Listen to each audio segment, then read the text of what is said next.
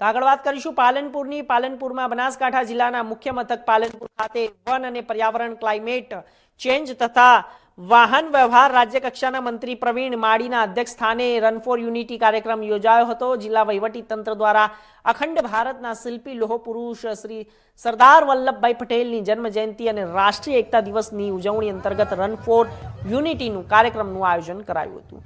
Palanpur police parade ground ખાતેથી મંત્રી પ્રવીણ માળી, પાલનપુર ધારાસભ્ય નિકેત ઠાકર, ઇન્ચાર્જ કલેક્ટર એમજે દવે, નાયબ વનરક્ષક પીજી ગાડી, નિવાસી અધિક કલેક્ટર સીપી પટેલ લીલી ઝંડી આપીને દોડનું પ્રસ્થાન કરાવ્યું. મંત્રી પ્રવીણભાઈ માળી, ધારાસભ્ય ભાજપ પ્રમુખ પ્રશાંત ગોહિલ સહિત અધિકારીઓ સમગ્ર રૂટ પર દોડમાં જોડાઈને દોડવીરોનો ઉત્સાહ વધાર્યો. દોડના પ્રારંભે ઉપસ્થિત સૌએ રાષ્ટ્રીય એકતાના શપથ પણ લીધા.